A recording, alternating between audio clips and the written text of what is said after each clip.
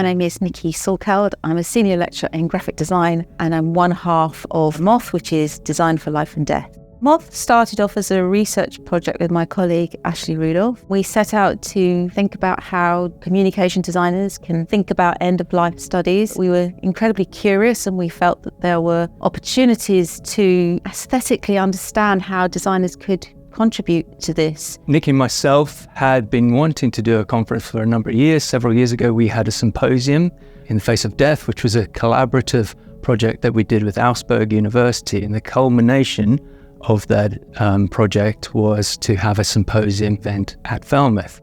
We saw that as a great opportunity to possibly return and bring more speakers. So we've been really proud to put this event on. Initially, it was really for designers. It's not that we wanted to exclude everybody else, but we wanted to include more designers in this conversation.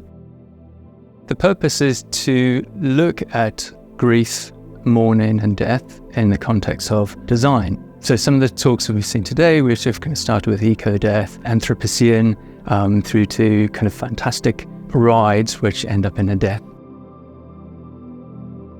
I'm Julianas Urbonas, a Lithuanian artist, researcher, engineer, writer, sometimes philosopher, a founder of Lithuanian Space Agency. Even Aboriginals of Australia know me as Dr. Death. The most extreme projects I ever made is called Euthanasia Coaster, a roller coaster designed to end the life of a rider with pleasure and elegance. I quite often get even calls, even during the night, from people who would like to submit their bodies as guinea pigs for such projects.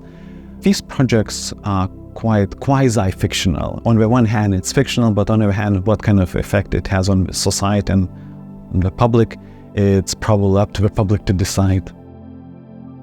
My name is Bruce Tharp. I'm a faculty member at the Stamp School of Art and Design at the University of Michigan in the United States. The workshop that I ran was around provocative designs for end-of-life reflection. So it's how might we use product design as a way to help people think about end-of-life.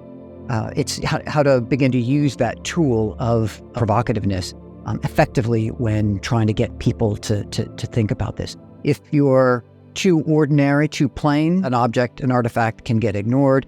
And certainly on the other side, if you go too far, people respond negatively. So the exact opposite of what you wanted if you go too far. So how do we finesse that? For me, I've been struck about how easy it is to talk about death at this conference, which certainly makes sense.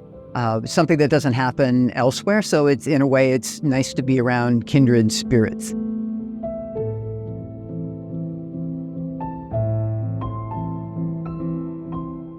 My name's Ian Walden and I'm currently a PhD student at Falmouth University. My project is Mortem Stores. It's a discursive artifact designed to generate discourse around a group of people who are over the age of 65 who don't necessarily have a life-limiting illness but are tired of living or they've had a fulfilled life and are ready to die. There is no legislation in law, there's no help for those people. I found a thread from a death lecturer called Naomi Richards, and she's an expert on old age rational suicide, and my mum had a stroke and was kept alive essentially. It kind of spurred me on to create something that brought to the front the subject of how and when people die.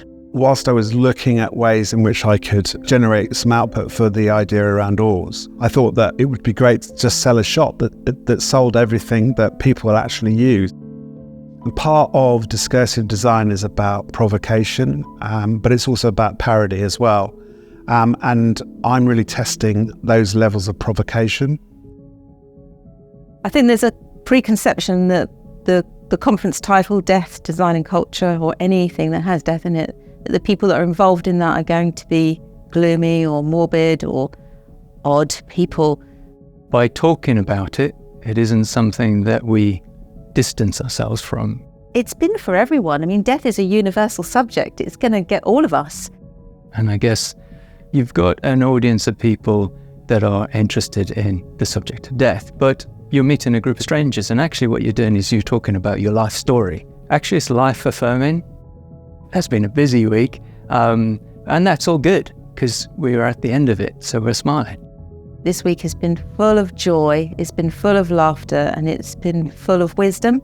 And I think that people that think about death, think about end of life, are the very people that appreciate life the most, and therefore every moment is precious. There is a value that comes from that is enormously important for people that do in this area of study.